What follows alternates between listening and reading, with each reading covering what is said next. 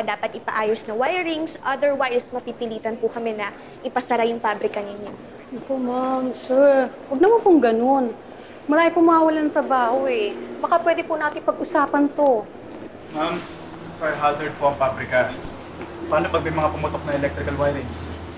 Paano pag magkasunog? Mas malaking pinsala.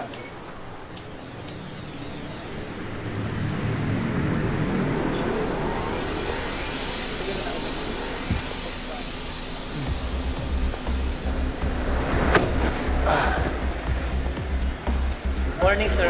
Morning, sir. Morning. Ito, pakipirmahan na lang tong notice na to at mabigyan na kina Mr. Tansinko.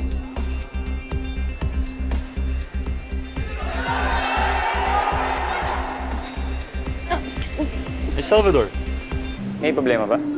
Sir, nandito po yung mga taga Bureau of Fire Protection. May problema daw po doon sa isang pabrika natin. Kailangan niyo po mag-upgrade ng wiring and you'll be given 15 days po para mag-comply. 15 days? Yes po. Paano namin lahat maayos to in 15 days? I think that's very inconsiderate given this... Dapat kasi regular ninyong pinapacheck yung pabrika ninyo. Aba, madaming pwedeng mapahamak kapag pabaya ang management. Hey, miss. I think I know you. Kilala kita, miss. Wait. Magkakilala kayo? Kilala mo si Summer? Hindi. Ibigay mo na yung warning sa kanila for strict compliance ka mo.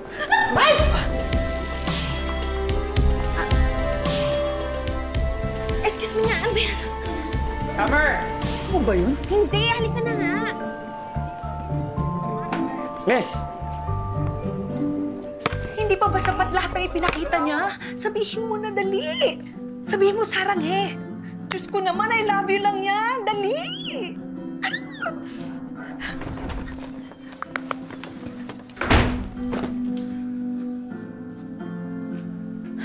Na paano ka, nak? Wala po na naiinis lang.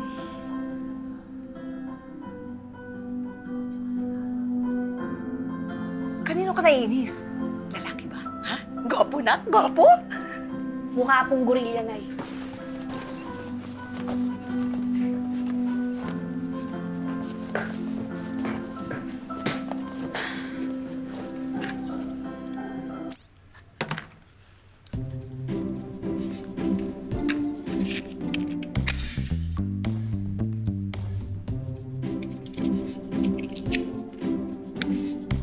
Lord, kayo na pong bahala sa anak ko, Lord.